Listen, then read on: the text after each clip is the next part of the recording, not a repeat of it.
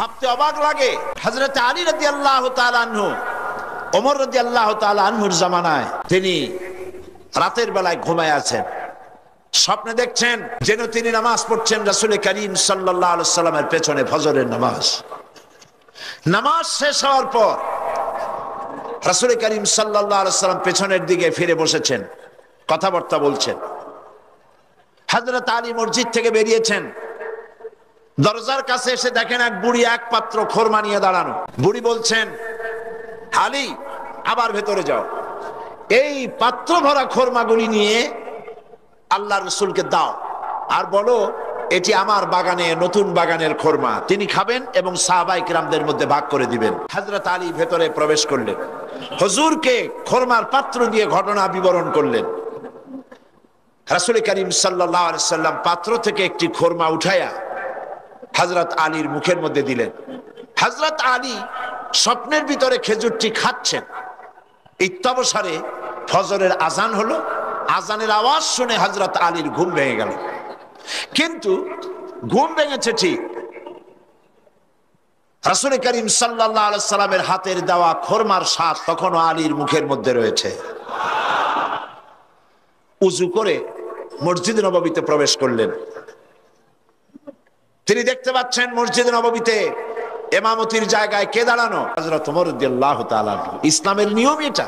ইসলামী শাসন ব্যবস্থায় রাষ্ট্রপ্রধান যিনি হবেন তিনি সেই দেশের সব থেকে বড় মসজিদে ইমামতি করার, খুতবা দেওয়ার যোগ্যতা তার থাকতে হবে। হযরত ওমর রাদিয়াল্লাহু তাআলা আনহু ফজরের নামাজ পড়লেন।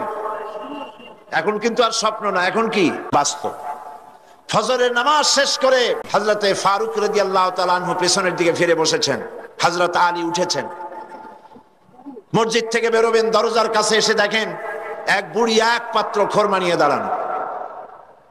বুড়ি বলছেন, আলী আবার ভেতরে যাও, এই পাত্র ভরা খোরমা নিয়ে আমিরুল মুমিনিনকে বলো এটি আমার নতুন বাগানের খোরমা, যেন তিনি খান আর রাসূলুল্লাহর সাহাবীদের মধ্যে যেন ডিস্ট্রিবিউট করে দেন। হযরত আলী দেখছেন কি আশ্চর্য কথা, যা স্বপ্নে দেখলাম তাই বাস্তব হচ্ছে।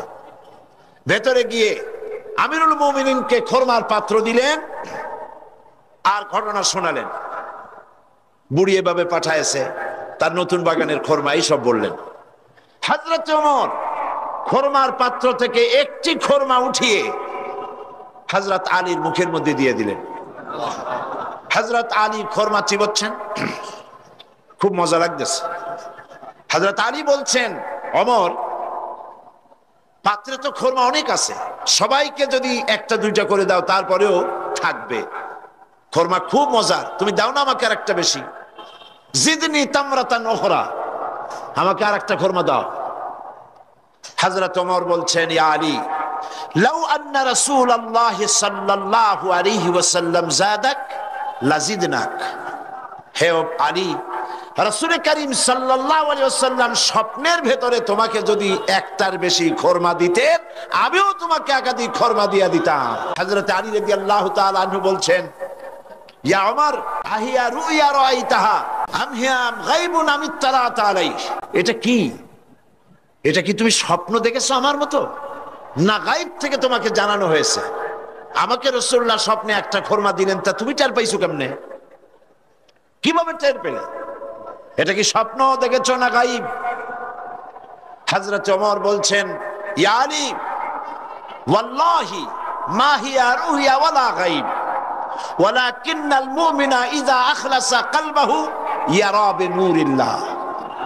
মূল বক্তব্য হচ্ছে এই, হে আলী এটা স্বপ্নও নয়, এটা গায়ব থেকেও আমাকে জানানো হয়নি।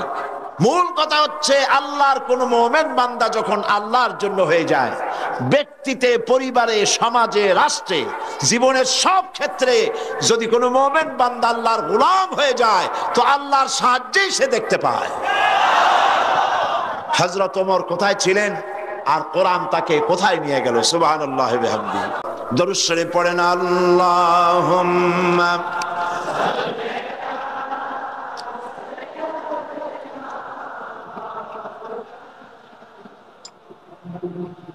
ওয়া আলা আলি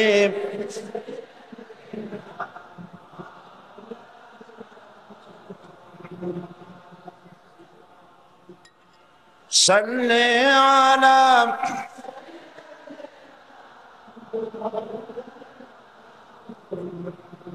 ওয়ালা আলি সাইয়্যিদিনা মাওলানা মুহাম্মদ। প্রিয় ভাইয়েরা, আল্লাহ রাব্বুল আলামিন এই পৃথিবীর মানব মণ্ডলীকে হেদায়েতের জন্য কোরআন দান করেছেন। এই কোরআন এসেছে মানুষের ভাগ্যকে সুপ্রসন্ন করার জন্য। কিন্তু অবস্থা কি দেখতে পাচ্ছি? আমরা দেখতে পাচ্ছি কোরআন যাদের কাছে পৃথিবীতে তারাই সব থেকে বেশি মার খায়, ঠিক কিনা? বসনিয়ায় মার খায় কারা? চেচনিয়ায় কারা? দাগেস্তান বার্মায় কারা? ফিলিপিনে কারা? কাশ্মীরে কারা? প্যালেস্টাইনে কারা?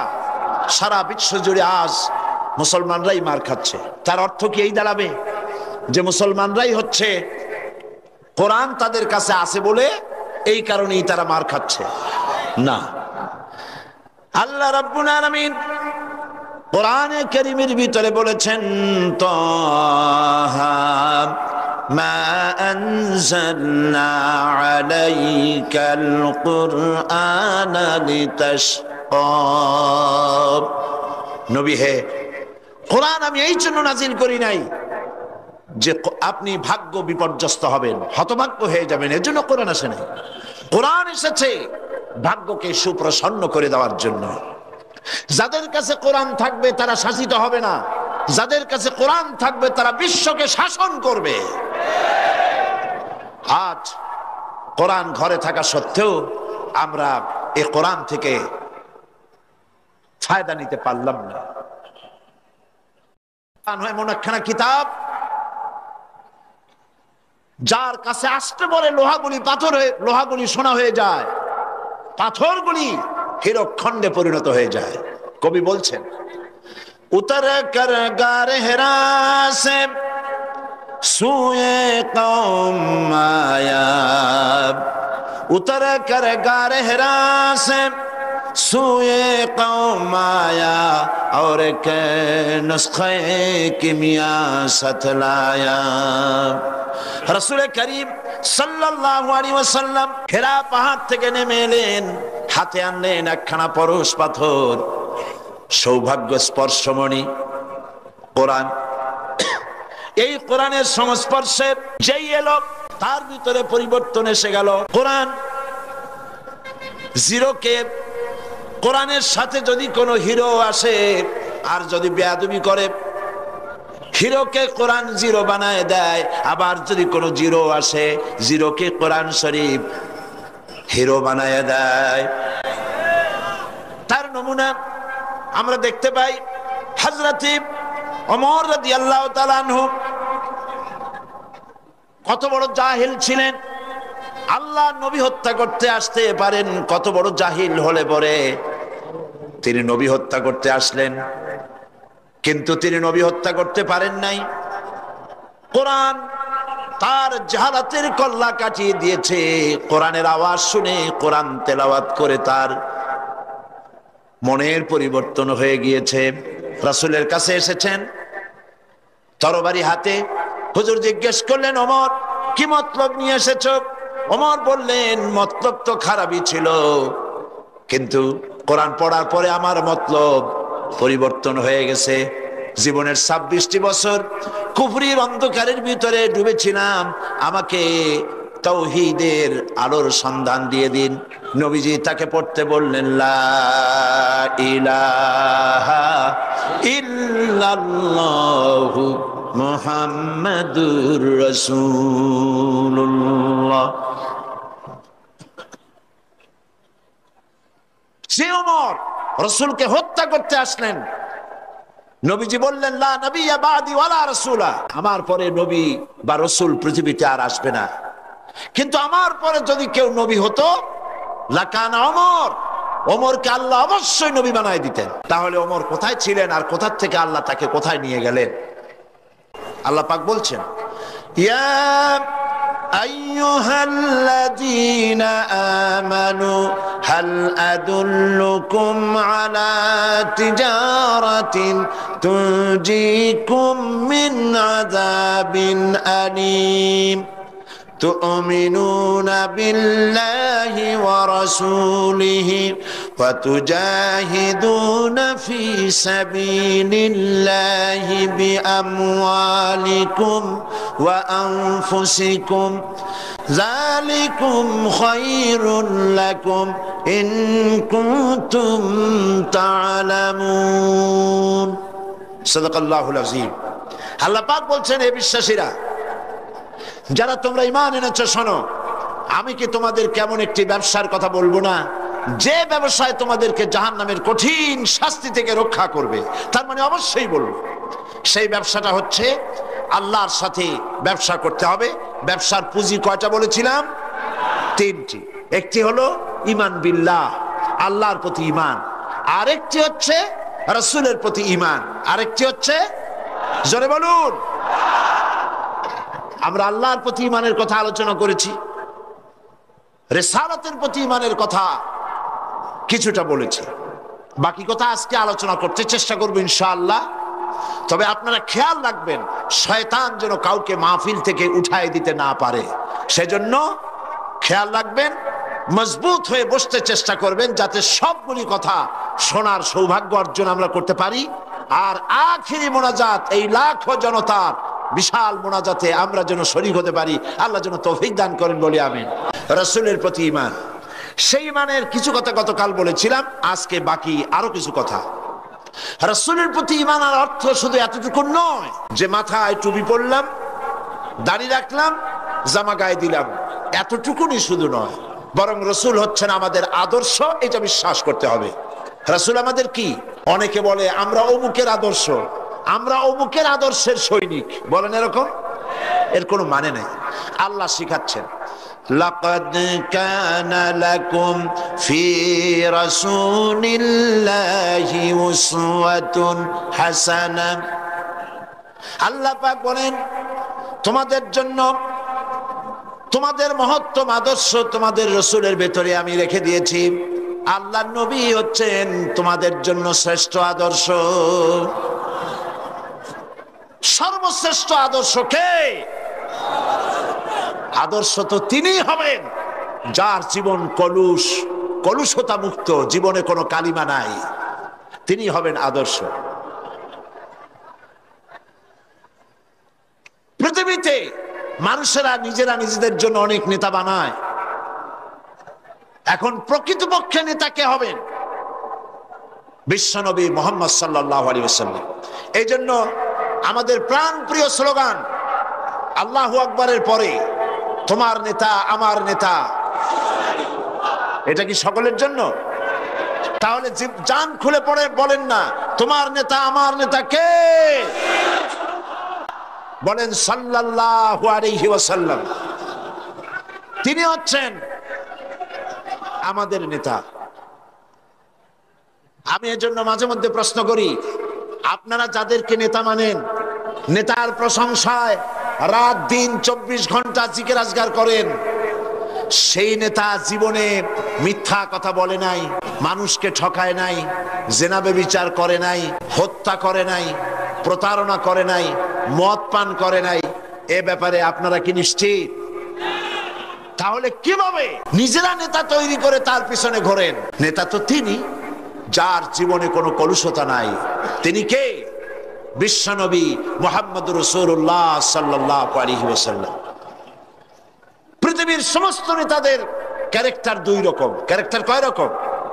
একটা হলো পাবলিক ক্যারেক্টার, আর একটা হচ্ছে পার্সোনাল ক্যারেক্টার। জনগণকে দেখাবার জন্য এক চরিত্র, আর ভেতরে হলো আর এক চরিত্র। সেই জন্য তারা বলে, আমি যা বলি তাই তোমরা করো, আমি যা করি তা তোমরা দেখবা না। রাসূল কি এরকম বলেছেন? আল্লাহর নবী তার বক্তব্য হচ্ছে, আমার স্ত্রীরা ও আমার সাহাবায়ে কিরাম, দিনের আলোতে আর রাতের আধারে আমার মধ্যে যা কিছু তোমরা দেখতে পাও, যে আচরণ তোমরা দেখতে পাও, সবগুলি খুলে খুলে মানুষের সামনে বলে দাও। সুবহানাল্লাহ বলবেন না? আমার জীবনের সব কথা মানুষের সামনে বলে দাও। এই জন্য রাসূল করিম সাল্লাল্লাহু আলাইহি ওয়াসাল্লাম হচ্ছেন শ্রেষ্ঠ আদর্শ। তার নীতিকে অনুসরণ করতে হবে জীবনের সব ক্ষেত্রে। একটা মানুষ কতটা চরিত্রবান, কতটা ভালো, সেই কথা কে বলতে পারে? কার সার্টিফিকেট সবচাইতে বেশি নির্ভরযোগ্য?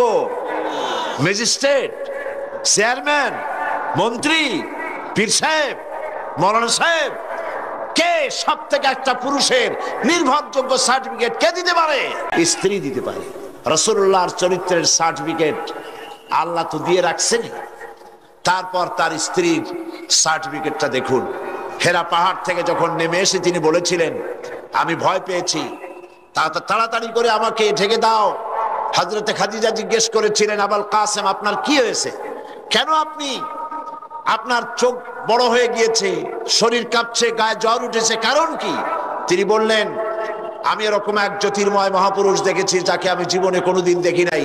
এই সমস্ত কথা আমাকে বলেছে, আমি পড়তে পারি না বলেছি, তারপরে আমাকে 3 বার বলার পরে আমাকে সিনার সাথে আলিঙ্গন করেছে, এরপর আমি বলতে পেরেছি, আমি ভয় পেয়ে গেছি। হযরতে খাদিজা বলেন, আবুল কাসিম, হে কাসিমের পিতা, আমি নিশ্চিত করে বলতে পারি কোন জিন, কোন দুষ্ট শয়তান আপনার অনিষ্ট করতে পারে না, কারণ আপনি কখনো মিথ্যা কথা বলেন না। আপনি প্রতিবেশীর হক আদায় করেন, আত্মীয়দের হক আদায় করেন, এতিম মিসকিনকে খেতে দেন, বিধবাকে আশ্রয় দেন। আপনার ক্ষতি কোনো জিন বা শয়তান করতে পারে না।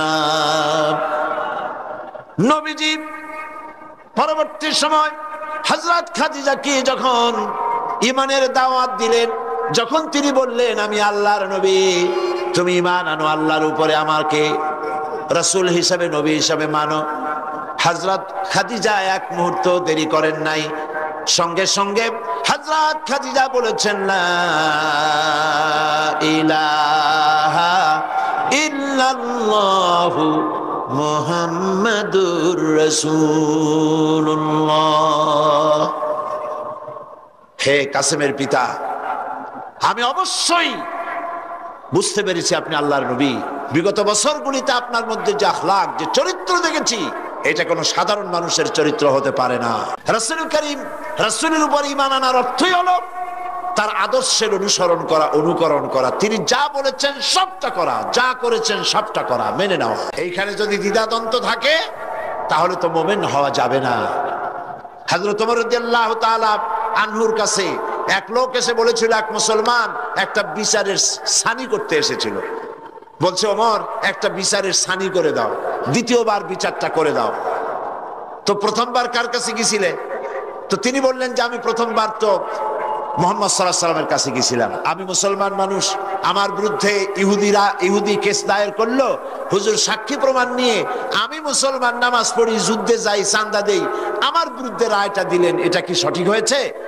আপনি বরং এই সবকিছু শুনে মিলে এটাকে দ্বিতীয়বার বিচারটা করে দেন। হযরত ওমর রাদিয়াল্লাহু তাআলা আনহু বললেন, দাঁড়াও, অপেক্ষা করো, আমি বিচার করতেছি। ঘরের মধ্যে প্রবেশ করলেন, তরবারি একখানা নিয়ে আসলেন, আর তরবারি দিয়ে আঘাত দিলেন।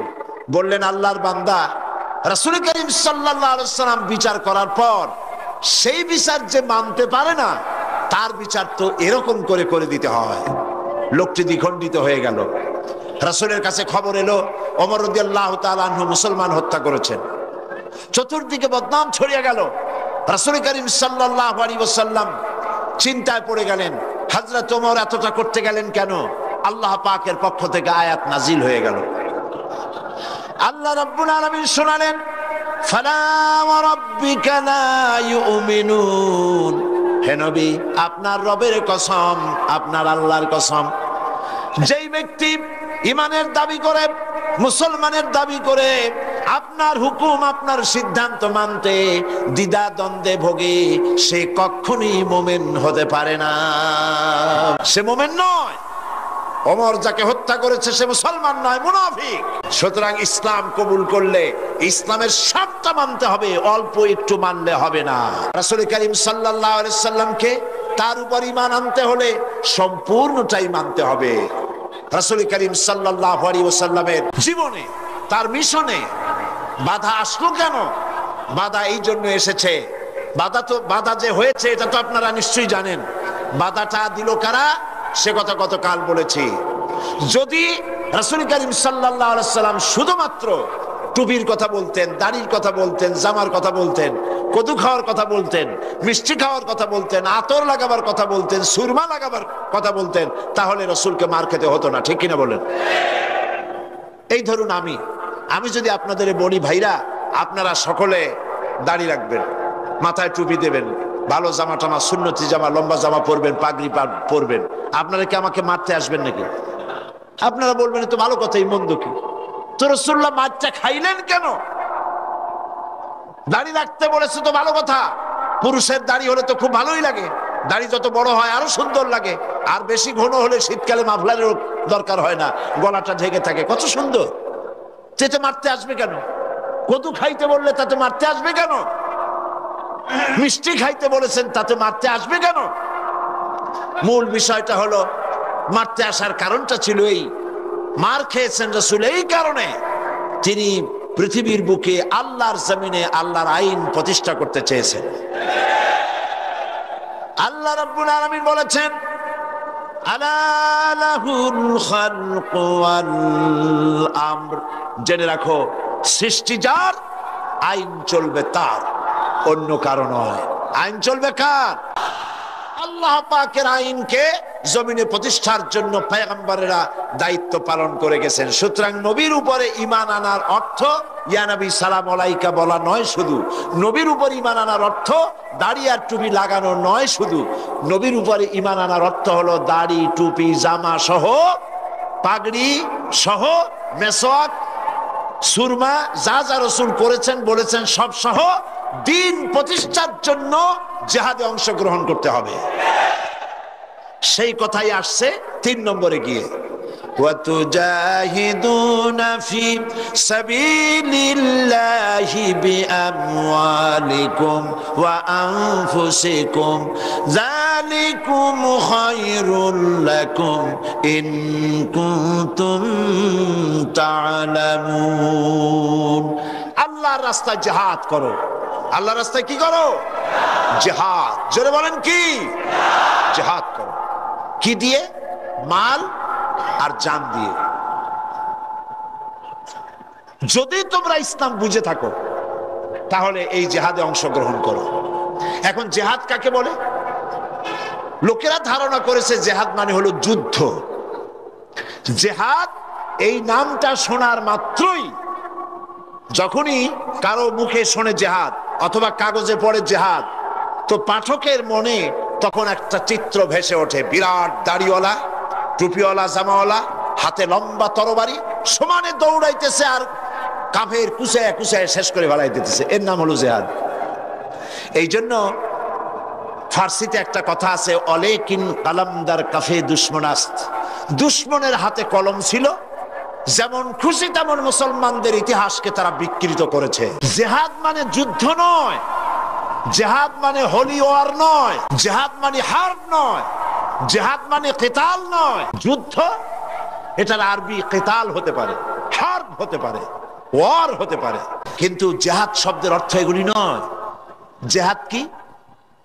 জিহাদের আবিধানিক এবং পারিভাষিক অর্থ হচ্ছে যে কোনো উদ্দেশ্যকে সফলতার শীর্ষে পৌঁছে দেওয়ার জন্য যে প্রাণান্তকার প্রচেষ্টা চালানো হয়, জান দিয়ে, মাল দিয়ে, অর্থ দিয়ে, যে কোনো উপায়ে যে চেষ্টা চালানো হয়, ওই চেষ্টার নাম হলো জিহাদ।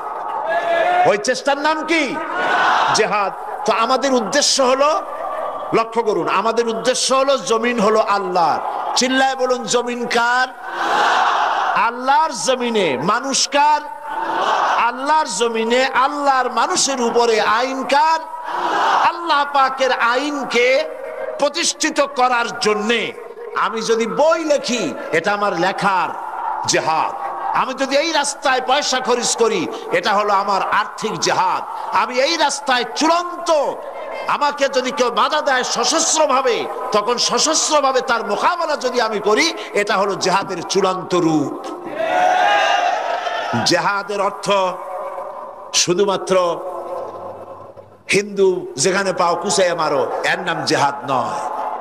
বলা হয়েছে জিহাদ ফি সাবিলিল্লাহ ওয়া তুজাহিদুনা ফি সাবিলিল্লাহ, জিহাদ হবে আল্লাহর পথে। জিহাদ হবে কার পথে? পৃথিবীতে যত যুদ্ধ হয়, আমেরিকা যুদ্ধ করছে, ইউরোপ করছে, ইন্ডিয়া করছে, পৃথিবীর বিভিন্ন দেশ এক দেশ আর এক দেশের সাথে যুদ্ধ করে। উদ্দেশ্য কি? উদ্দেশ্য হলো দেশের সীমা আরো বাড়ানো, ঠিক কিনা? অর্থ লুটপাট করা, ঠিক কিনা? চুরি করা, ডাকাতি করা, ছিনতাই করা, ক্ষমতা বাড়ানো। এই জন্য এ হচ্ছে ক্ষমতা প্রতিষ্ঠিত করার জন্য তাদের লড়াই। ইসলামের জিহাদ রাজ্য বাড়াবার জন্য নয়, অর্থ সম্পদ লুণ্ঠন করার জন্য নয়, নিজের ক্ষমতা পাকাপোক্ত করার জন্য জিহাদ নয়। ইসলামের জিহাদ হচ্ছে কোরআনের আইনকে দেশে প্রতিষ্ঠিত করার জন্য চেষ্টা করার নামই জিহাদ। এই জিহাদ করে দিন প্রতিষ্ঠা করতে পারলেই শান্তি আসবে, নইলে শান্তি আসবে না। শান্তি প্রতিষ্ঠার জন্য চেষ্টা কি কম হয়েছে পৃথিবীতে? 1920 সনের আগে প্রথম বিশ্বযুদ্ধ হলো। প্রথম বিশ্বযুদ্ধ হওয়ার পর পৃথিবীতে লক্ষ লক্ষ মানুষ মরল, আর্থিক শত শত বিলিয়ন মিলিয়ন ট্রিলিয়ন ডলারের ক্ষতি হলো। আর যেন যুদ্ধ না হয় সেজন্য 1920 সনে তৈরি হলো লিগ অব নেশনস, যাতে যুদ্ধ বিগ্রহ আর না হয়। লিগ অব নেশনস তার সমস্ত প্রচেষ্টা ব্যর্থ হয়ে গেল। 1939 সনে সেকেন্ড গ্রেট ওয়ার, দ্বিতীয় বিশ্বযুদ্ধ শুরু হয়ে গেল। আর এই যুদ্ধ চলল 1945 সন পর্যন্ত। একটানা 6 বছর যুদ্ধ চলল। পৃথিবীর লক্ষ লক্ষ মানুষ নিহত হলো, কোটি কোটি মানুষ সাবারার হলো, বাড়ি গেল, ঘর গেল, ইন্ডাস্ট্রি গেল, দেশ গেল, সব শেষ হয়ে গেল। পৃথিবীতে আর যাতে যুদ্ধ বিগ্রহ না হয় সেজন্য তৈরি হলো ইউনাইটেড নেশনস অর্গানাইজেশন, সংক্ষেপে ইউএনও, আকওয়ামে মুত্তাহিদা। জাতিসংঘ তৈরি হলো। এখন আমার প্রশ্ন, জাতিসংঘ তৈরি হওয়ার পর থেকে দেশে যুদ্ধ বিগ্রহ বন্ধ হয়ে গেছে? বন্ধ হয় নাই। কারণ কি? কেন বন্ধ হলো না? আমি জাতিসংঘ হেডকোয়ার্টারের সামনে 42 স্ট্রিট, যেটা হচ্ছে জাতিসংঘ হেডকোয়ার্টারের একদম সামনে, এইখানে আমি মাহফিল করেছি। প্রায় 1.5 লাখের মতো লোক এখানে উপস্থিত ছিল। পুরা রাস্তা খালি করা ছিল। সেটা ছিল মুসলিম ডে প্যারেড ডে। সেইখানে যখন বক্তৃতা করলাম, বক্তৃতা করার আগে আমি প্রশ্ন করলাম যে এই জাতিসংঘ যেখানে তৈরি হয়েছে এখানে আগে কি ছিল? আমাকে এর ইতিহাস শোনানো হলো যে এই জায়গায় আগে ছিল কসাইখানা। এখানে গরু, ছাগল, ভেড়া, শুয়ার ইত্যাদি জবাহ করত, আর সেগুলি গোশত এখান থেকে সব জায়গায় ডিস্ট্রিবিউট হতো, বিক্রি হতো কসাইখানা। সেই জায়গাটা খরিদ করে জাতিসংঘের অফিস বানানো হয়েছে। বললাম কাজ তো খারাপ হয় নাই, ভালোই হয়েছে। যেখানে আনঅফিসিয়াল পশু জবাহ হতো সেখানে এখন অফিসিয়ালি দুনিয়ার মানবতা জবাহ করার ব্যবস্থা করা হয়েছে। জাতিসংঘ হেডকোয়ার্টারের সামনে 42 স্ট্রিট, যেটা হচ্ছে জাতিসংঘ হেডকোয়ার্টারের একদম সামনে, এইখানে আমি মাহফিল করেছি। প্রায় 1.5 লাখের মতো লোক এখানে উপস্থিত ছিল। পুরা রাস্তা খালি করা ছিল। সেটা ছিল মুসলিম ডে প্যারেড ডে। সেইখানে যখন বক্তৃতা করলাম, বক্তৃতা করার আগে আমি প্রশ্ন করলাম যে এই জাতিসংঘ যেখানে তৈরি হয়েছে এখানে আগে কি ছিল? আমাকে এর ইতিহাস শোনানো হলো যে এই জায়গায় আগে ছিল কসাইখানা। এখানে গরু, ছাগল, ভেড়া, শুয়ার ইত্যাদি জবাহ করত, আর সেগুলি গোশত এখান থেকে সব জায়গায় ডিস্ট্রিবিউট হতো, বিক্রি হতো, কসাইখানা। সেই জায়গাটা খরিদ করে জাতিসংঘের অফিস বানানো হয়েছে। বললাম কাজ তো খারাপ হয় নাই, ভালোই হয়েছে।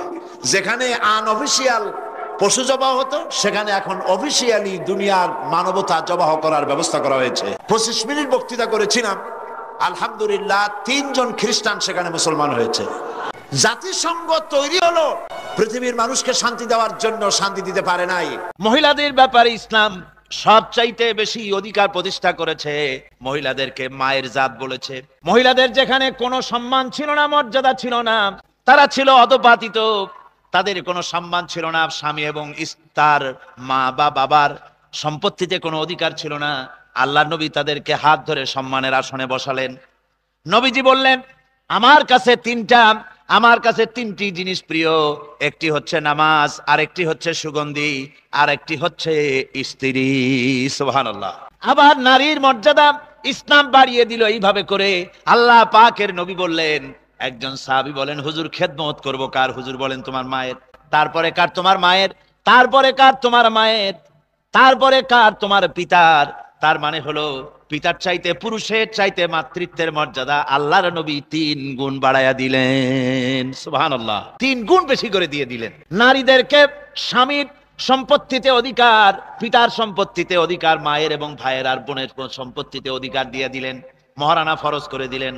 অর্থনৈতিক সুযোগ সুবিধা দিয়ে দিলেন। ইসলাম তাকে অর্থনৈতিক দিক থেকে সব সুযোগ সুবিধা দিয়ে দিয়েছেন। আর পুরুষকে বলেছে, ওই টাকা দিয়া যদি সে মহারানার টাকা দিয়া ব্যবসা করে কোটি কোটি টাকার মালিকও যদি হয়, তবুও তার খাওয়া, তার পড়া, তার চিকিৎসা, তার সুখ শান্তি সব দায়িত্ব তুমি স্বামী তোমার উপরে। তাহলে ইসলাম কি ঠকাইলে না জিতাইছে? ঠকালো না জিতালো? ইসলাম মহারানা ফরজ করে দিয়েছে। কোরআন শরীফে বলা হয়েছে স্ত্রীর মহারানা দেওয়া ফরজ, ফরজরূপী দায়িত্ব হিসাবে আদায় করে দাও। এখন মহারানা নিচ্ছে কে? পুরুষে। কে নিচ্ছে মহারানা? উল্টা গেছে কাম।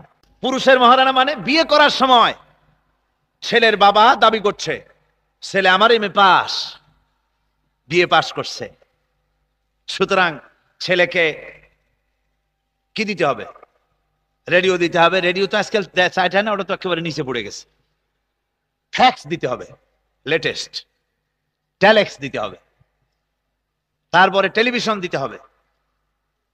এরপরে গাড়ি দিতে হবে। কয়েক লক্ষ টাকার ক্যাশ দিতে হবে। আবুধাবিতে চাকরি দিয়ে দিতে হবে। এত কিছু দেওয়া লাগবে একটা মেয়ে দেওয়ার জন্য। আশ্চর্য কথা, এই বর পক্ষ এতটুকু কথা চিন্তা করে না। এত অবিবেচক মানুষ কি করে হয় যে এই যে মেয়েটা সে দিচ্ছে, এই মেয়েটাকে 16 বছর 20 বছর কলিজার রক্ত দিয়ে, হৃদয়ের সমস্ত স্নেহকে উজাড় করে, হৃদয় নিংড়ানো স্নেহ দিয়ে এই মেয়েটাকে লালিত পালিত করেছে। সেই মেয়েটা কলিজার টুকরাটাই তো আমাদের দিয়ে দিচ্ছে, আবার টেলিভিশন চাই কেন? তাহলে বিবাহ তো আসলে মেয়েটাকে করতেছে না। যদি কন্ট্রাক্ট ফেল করে, যদি কন্যা পক্ষ এগুলি দিতে না চায়, তাহলে এ বিবাহ ভেঙে যায়। ঠিক কিনা? ঠিক কিনা? তাহলে বিয়ে করলো কি? মেয়ে বিয়ে করলো না টেলিভিশন বিয়ে করলো? তো টেলিভিশনের সাথে যদি এত মহব্বত থাকে, তো মেয়ে বিয়ে করো কেন? টেলিভিশন বিয়ে করে নিয়ে ঘুমায় থাকে। আমার বন্ধুগণ, ভালো করে মনে রাখুন, এই যৌতুক প্রথা ছোট লোকি কারবার। এটা কি কারবার বলেন? ইতরদের কাজ। আরো জোরে বলেন, কার কাজ? অত্যন্ত নিকৃষ্ট ইতর শ্রেণীর মানুষের কাজ। এই যৌতুক ছেলে পক্ষ মেয়ে পক্ষের কাছ থেকে ডিমান্ড করে আদায় করবে, হারাম। খবরদার, এই কাজ আপনারা করবেন না। যারা করবে সামাজিক ভাবে আপনারা তাদেরকে বয়কট করুন। নির্লজ্জ এরা, শরম নাই। শ্বশুর যদি ইচ্ছে করে তার জামাইকে কিছু দেন, সেটা একটা ভিন্ন জিনিস। একটা ঘড়ি দিয়ে দিতে পারে, একটা জামা দিয়ে দিতে পারে, কিন্তু তোমার হাতি ঘোড়া তাল গাছ দিয়ে দেওয়া লাগবে, তার মানেটা কি? তুমি কামাই করতে পারো না, তুমি ভিক্ষুক, শ্বশুর বাড়ি থেকে ভিক্ষা নিবা? সুতরাং ইসলাম এভাবে নারীর মর্যাদাকে প্রতিষ্ঠা করেছে। আর আজকে যে মহারানাটা উল্টে গেছে, তারও একটা কারণ আছে। তার কারণ হলো এই যে মেয়েদের প্রতি যে আকর্ষণ থাকা উচিত ছিল, সে আকর্ষণ এখন বিকর্ষণে পরিণত হয়েছে। মানে যে জিনিস সস্তায় পাওয়া যায়, সহজে পাওয়া যায়, তার দাম থাকে না। বোঝেন কথা? দাম থাকে না। আল্লাহ বলছিলেন, আল্লাহর কথা যেখানে আমরা ভঙ্গ করব সেখানে মুসিবত পড়বো। আল্লাহ বলছিলেন ওয়াকারনা ফি বুয়ুতিকুন্না, আল্লাহ বলেছেন মহিলাদের তোমরা ঘরের মধ্যে থাকো। কোথায় থাকো? ঘরের মধ্যে থাকো। তার মানে আমি একথা বুঝাতে চাই না কোরআন দিয়ে। আল্লাহ একথা বলার উদ্দেশ্য এটা নয় যে ঘরের মধ্যে তালা আটকায় দিয়ে ওদের রেখে দাও, তা না। ঘরের মধ্যে থাকো, মানে ঘরের যে পরিবেশ, বাইরে যখন আসবে ঘরের পরিবেশ নিয়ে আসবে। ঘরের পরিবেশ কি? দরজা আছে, জানালা আছে, ভেন্টিলেটর আছে। বাইরে যখন যাও ঘরের পরিবেশ নিয়ে যাও, মানে একটা বোরখা পরে যাও, বোরখাটাও দরজা আছে, জানলা আছে, আছে না? একটা বোরখা পরে যাও। আর বোরখা যদি পরো তাহলে পরপুরুষ তোমাকে দেখতে পেল না, তোমার প্রতি আকর্ষণ সৃষ্টি হবে, দাম বাড়বে, মর্যাদা বাড়বে, আর তোমার সতীত্বের হেফাজত হবে, তোমার শরীরেরও হেফাজত হবে।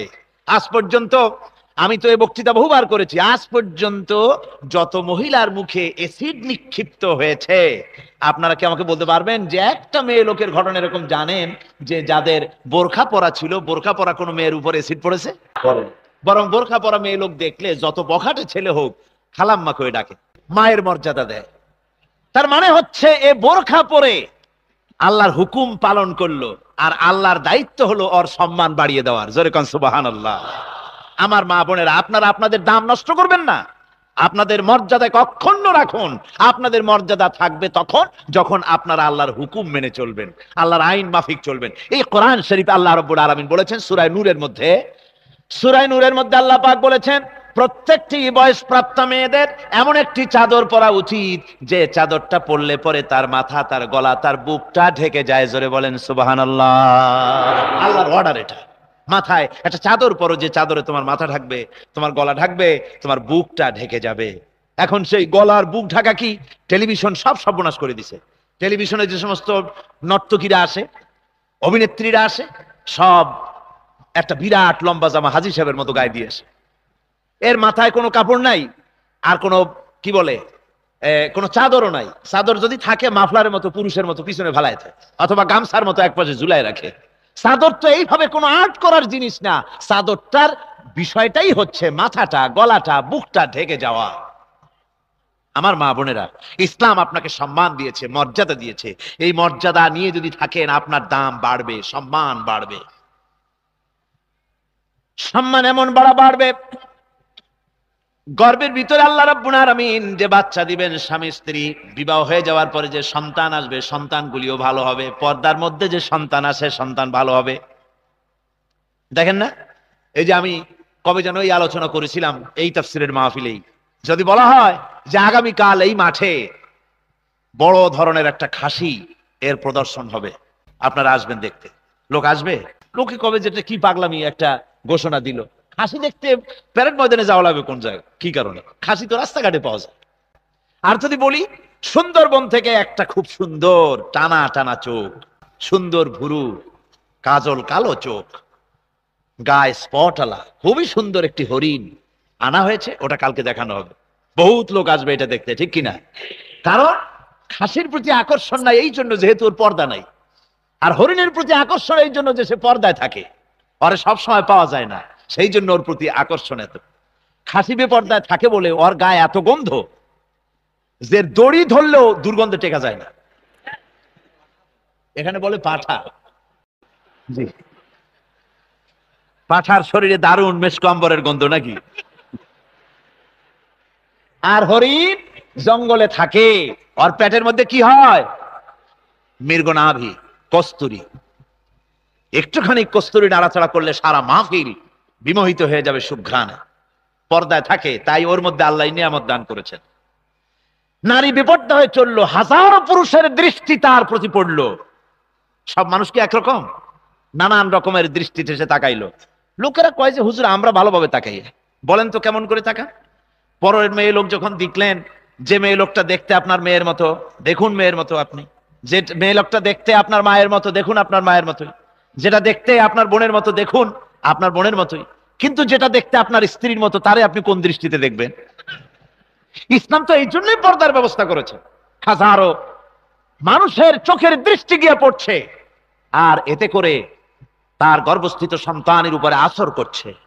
তাই যে সন্তান আসে পেটে, এগুলা সন্ত্রাসী হয়, মাস্তান হয়, গুন্ডা হয়, দুর্গন্ধে চতুর্দিক ছড়ায় যায়। মানুষেরা বলে যে আল্লাহ এটারে শেষ করো, এটা যে মায়ের পেটে হইছে ওটার উপরেও গজব দাও। আর মৃগনাভি কি?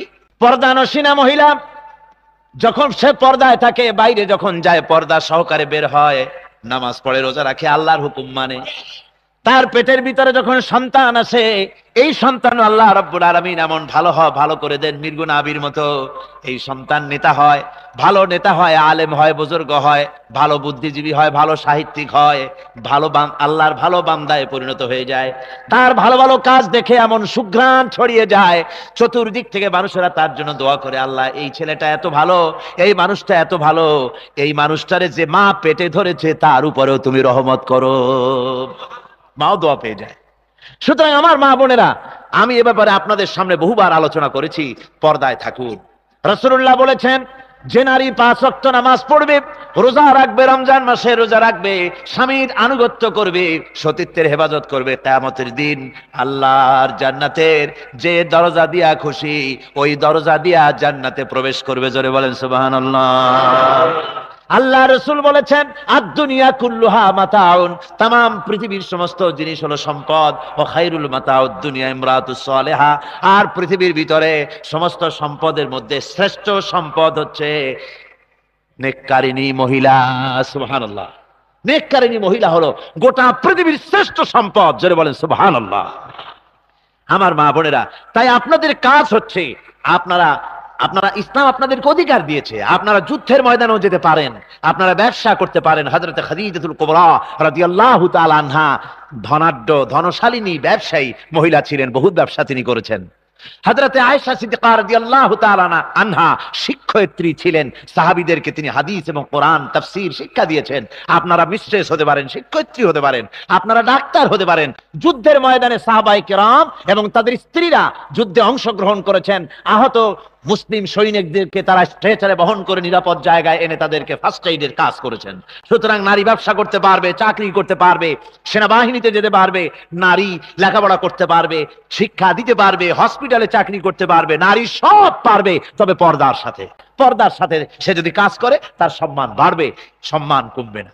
মহিলাদের আরেকটি দায়িত্ব হলো স্বামী এবং সন্তানদেরকে নিয়ে দ্বীন ও ঈমানের সাথে বসবাস করা, নিজের ঘরটাকে ইসলামের দুর্গ বানানো। মা বোনদেরকে বলবো, আপনাদের অধিকার আল্লাহ রাব্বুল আলামিন এভাবে প্রতিষ্ঠা করেছেন, সন্তান হলে পরে নাম ইসলামী নাম রাখবেন। এখন বাংলা নাম রাখার একটা প্রতিযোগিতা শুরু হয়েছে, শুনছেন না আপনারা? বাংলা নাম শুরু হয়ে গেছে। কি নাম? নাম হচ্ছে হরিপদ হোসেন।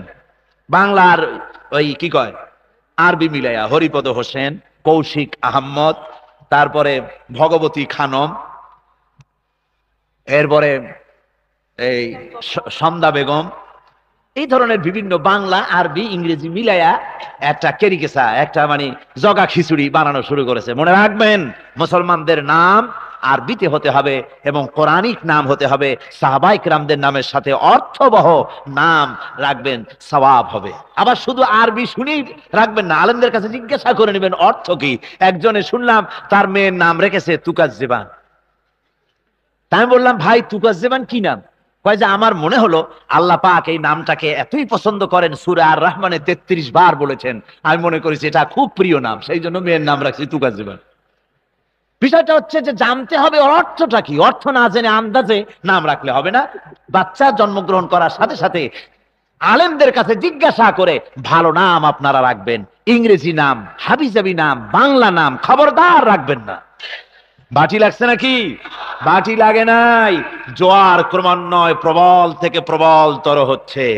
এই জোয়ারে আমরাও যেন জোয়ারের উল্টা না যাই। যারা জোয়ারের উল্টা চলবে শুষ্ক তৃণের মতো ভেসে কোত্থেকে কোথায় চলে যাবে পাত্তা থাকবে না। ইসলামী আন্দোলনের জোয়ারের শরীক হতে হবে সকলকে মিলে। ওই যেমন সালভেশন পার্টি, তারা যেমন আলজেরিয়া ইসলামী বিপ্লব করেছে, যেমন আজারবাইজান, উজবেকিস্তান, কাজাকিস্তান, তাশখান্দ, আপনার কি কয় বোহারা ইত্যাদি এলাকায় যেমন ইসলামী আন্দোলনের এখন সূত্রপাত হয়েছে, একটা বিরাট বেল্ট তৈরি হচ্ছে। লক্ষ্য করেছেন? বিরাট বেল্ট তৈরি হয়ে বলয় তৈরি হচ্ছে। একদিকে রাশিয়ার ওই মুসলমান রাষ্ট্রগুলি উজবেকিস্তান, তাজিকিস্তান, সামারকান্দ, বোহারা, তাশখান্দ ইত্যাদি এলাকা দিয়ে শুরু করে আজারবাইজান হয়ে, এরপরে আফগানিস্তান হয়ে, এরপরে পাকিস্তান হয়ে কাশ্মীরে সংঘর্ষ শুরু হয়েছে। কাশ্মীর নিয়ে ভারতের উপর দিয়ে বাংলাদেশ পর্যন্ত বিরাট মুসলিম রাষ্ট্রে পরিণত হয়ে যাবে ইনশাআল্লাহ। এটা স্বপ্ন নয়, এটা বাস্তবে পরিণত হবে ইনশাআল্লাহ। সবাই বলেন ইনশাআল্লাহ। সেজন্য আমাদেরকে এগিয়ে আসতে হবে ময়দানে, আমাদেরকে রক্ত দিতে হবে, জান দিতে হবে, মাল দিতে হবে। পারবেন? জোরে বলেন পারবেন? ইসলামী আন্দোলনের জন্য জান, মাল, রক্ত সবকিছু দিয়ে উৎসর্গ করে আমাদেরকে এগিয়ে আসতে হবে। আল্লাহ রাসূল যখন রক্ত দিতে পেরেছেন, সাহাবায়ে কেরাম যখন রক্ত দিয়েছেন, আমরা পারবো না? আমরা পারবো না? আমার বন্ধুগণ, আল্লাহর দ্বীনের জন্য রক্ত দিতে পারা, জীবন দিতে পারা, এটা হলো সবচাইতে বড় নেয়ামত। শাহাদাতের মওত কামনা করা সবচাইতে বড় নেয়ামত। দুনিয়ায় কোন মওত শাহাদাতের সমান হয় না। এই জন্য হযরতে ওমর রাদিয়াল্লাহু তাআলা আনহু তিনি দোয়া করতেন, আল্লাহুম্মা রযুকনি শাহাদাতান ফি সাবিলিক ওয়াজআল মাউতি ফি বালাদি রাসূলিক। হায় আল্লাহ, তুমি দয়া করে আমাকে শাহাদাতের মওত নসিব করে দাও, আর তোমার রাসূলের শহর এই মদিনায় আমাকে তুমি মৃত্যুবরণ করো। আমার ভাইরা, আল্লাহ রাব্বুল আলামিন তার দোয়া কবুল করেছিলেন। মৃত্যু, শাহাদাতের মৃত্যুর যন্ত্রণা একটা পিঁপড়ায় কাটার যন্ত্রণার চাইতে বেশি কিছু না। মানুষ যখন শহীদ হয়ে যায়, শহীদ হওয়ার পরে আল্লাহর সঙ্গে দিদার হওয়ার জন্য শাহাদাত হচ্ছে একটা সেতু বা ব্রিজ। এই ব্রিজটা পার হলে এপার দুনিয়া আর ওপারে আল্লাহ রাব্বুল আলামিনের সঙ্গে দিদার নসিব হয়ে যাবে। বাংলাদেশে ইসলামী রাষ্ট্র প্রতিষ্ঠার ব্যাপারে চট্টগ্রামের বিরাট ভূমিকা পালন করা লাগবে। পারবেন? কিন্তু প্রমাণ তো দিতে পারেন নাই অতীতে। সামনে পারবেন ইনশাআল্লাহ, নাকি? সামনে পারবেন? এই ঐতিহ্যবাহী চট্টগ্রাম, বীর চট্টলার ময়দান থেকে বাংলার স্বাধীনতা ঘোষণা করা হয়েছিল। বাংলাদেশের স্বাধীনতা ঘোষণা করা হয়েছে কোন ময়দান থেকে? এই চট্টগ্রামের ময়দান থেকে। সেই জন্য চট্টগ্রাম সারা বাংলাদেশের ইতিহাস সৃষ্টিকারী জায়গা। এই জায়গায় হযরত মাওলানা মনিরুজ্জামান ইসলামাবাদী ইসলামী রাষ্ট্রের স্বপ্ন দেখেছিলেন। এই জন্য এই শহরের নাম চট্টগ্রামের পরিবর্তে যে ইসলামাবাদ নাম ছিল, মাওলানা মনিরুজ্জামান ইসলামাবাদী তার যে আশা ছিল, আমরা তাফসীরের কোরআন মাহফিলের পক্ষ থেকে ইসলামাবাদের কথা ঘোষণা করেছিলাম, মনে আছে আপনাদের? কিন্তু এক শ্রেণীর বুদ্ধিমান লোক, তারা বুদ্ধি এত বেশি, পরের দিন পত্রিকায় লিখলো, সাইদি সাহেব চট্টগ্রামকে পাকিস্তানের রাজধানী ইসলামাবাদ বানাইতে চায়। এদের বুঝাবেন কি করে? আপনাদের অর্থাৎ বাংলার সমৃদ্ধি সম্মান বহক নাম ইসলামাবাদ। আমি বলেছিলাম, যদি তা করা হয়, সমস্ত দোকানপাটের সাইনবোর্ড গুলি যদি দোকানদারেরা নিজ দায়িত্বে পাল্টানোর চেষ্টা করে, তাহলে এটা একটা বড় সংগ্রাম কিছুই না, এটা বিরাট সম্মানজনক ব্যাপার ছিল। আমি বলেছিলাম, আল্লাহর হাজার ওলি শুয়ে আছেন এই চট্টগ্রাম মাটিতে। আল্লাহর হাজার হাজার ওলিদের পুণ্য দেহ ধারণ করে ধন্য হয়েছে চট্টগ্রামের মাটি। তাই চট্টগ্রামের ওই বিমানবন্দরকে শাহ আমানত রহমতুল্লাহ আলাইহি বিমানবন্দর নামের কথা বলেছিলাম। গ্রহণ করলে খুব খারাপ হইতো নাকি? খুব ভালো হতো। যাদের কাছে অনুরোধ করেছিলাম, ওনারা কিছুই করতে পারেন নাই, বরং নিজেদের সামলানো বিমানবন্দরের সাইনবোর্ড লাগাবে কখন, নিজের কপালের সাইনবোর্ডই ভাঙ্গে শেষ। আমার বন্ধুগণ, আজকে চট্টগ্রামের ইতিহাস তোলা হয় সূর্য সেন দিয়ে, বলা হয় এটা সূর্য সেনের ঘাঁটি। তার অনেক আগে সত্যেন সেন তার বিখ্যাত গ্রন্থ মহাবিদ্রোহ এবং মিখাইল এডওয়ার্ডসের লেখা ব্যাটল অব দ্য ইন্ডিয়ান্স, এই বইয়ের ভেতরে তারা লিখেছেন 1857 সালের 18ই নভেম্বর এই প্যারেড ময়দান, এই ময়দানের নাম কি? প্যারেড ময়দান।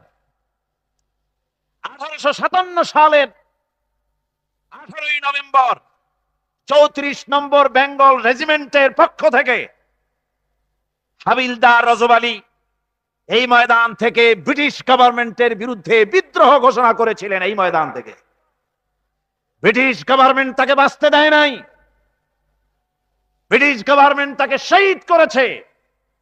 আজকে হীনমন্যতার কারণে সূর্য সেনকে হাইলাইট করা হয়েছে, আর শহীদ রজব আলীর নাম পর্যন্ত মুছে ফেলা হয়েছে। তাই আমি প্রস্তাব করতে চাই, অতীতে চট্টগ্রামের যেমন বিভিন্ন প্রস্তাব আমি করেছি, আজকের মাহফিলে ঠিক তেমন জাতীয় বীর, ইতিহাসে যার নাম স্বর্ণাক্ষরে লেখা থাকবে, সেই ভুলে যাওয়া ইতিহাসের স্রষ্টা শহীদ রজব আলীর নামে প্যারেড ময়দানের পরিবর্তে শহীদ রজব আলী গ্রাউন্ড অথবা শহীদ রজব আলী ময়দান রাখা হোক এই ময়দানের নাম। আপনারা রাজি আছেন? যে জাতি তার ইতিহাস ভুলে যায়, সে জাতি তাদের নিজের অস্তিত্বকে রক্ষা করতে পারে না। আমি যুবক মুসলমানদের বলতে চাই, তোমরা মাইকেল মধুসূদন নিয়ে লাফালাফি করো, কিন্তু তোমরা মহাকবি কায়কোবাদের কথা ভুলে গেছো, তার কথা তোমাদের মনে নাই। তোমরা রবীন্দ্রনাথকে লাফালাফি করো, কিন্তু কাজী নজরুল ইসলামের কথা তোমরা ভুলে গিয়েছো। তোমরা সূর্য সেন নিয়ে গৌরব বোধ করো, অথচ হাবিলদার রজব আলী আর শহীদ তিতুমিরের কথা তোমরা ভুলে গিয়েছো। ঐতিহ্য স্মরণ রাখো। সে জাতি পৃথিবীতে টিকতে পারে না যে জাতি তার নিজের ইতিহাস ভুলে যায়। ইনফিরিয়রিটি কমপ্লেক্সে ভুগো না, তোমাদের ভুগতে হবে না। তোমাদের ফিরে আসতে হবে কোন কাফের মুশরিকদের ইতিহাস সমৃদ্ধ করে তার উপরে মুসলমানেরা দাঁড়াবে না। মুসলমান নিজ শক্তিতে ইতিহাস সৃষ্টি করেছে। এদেশে ইতিহাস সৃষ্টি করেছে আলিমরা, এদেশের ইতিহাস সৃষ্টি করেছে পীর বুজুর্গরা। ব্রিটিশ গভর্নমেন্টের বিরুদ্ধে শুধু দাড়ি কামানো নেতারাই বিরোধিতা করে নাই। ফুরফুরার মুজাদ্দিদে জামান হযরত আবু বকর সিদ্দিকী আল কুরাইশি রাহমাতুল্লাহ আলাইহি তার মুরিদদেরকে বলতেন যে আমি ব্রিটিশ গভর্নমেন্টের বিরুদ্ধে কথা বলেছি, যদি তারা আমার এই কথা না মানে, তারা যদি আমাদের দেশের উপরে তাদের আইন কানুনি ভাবে চালাতে থাকে, তো আমি অর্ডার করব সমস্ত মুরিদরা একত্রিত হয়ে ব্রিটিশ গভর্নমেন্টের বিরুদ্ধে লড়াইতে নামতে হবে। মাওলানা মোহাম্মদ আলী, মাওলানা শওকত আলী, মোহাম্মদ আলী জওহর, এভাবে স্বাধীনতার জন্য ওলামায়ে কেরাম এবং বুজুর্গানি দ্বীন তারা জীবন দিয়েছেন, শাহাদাত বরণ করেছেন।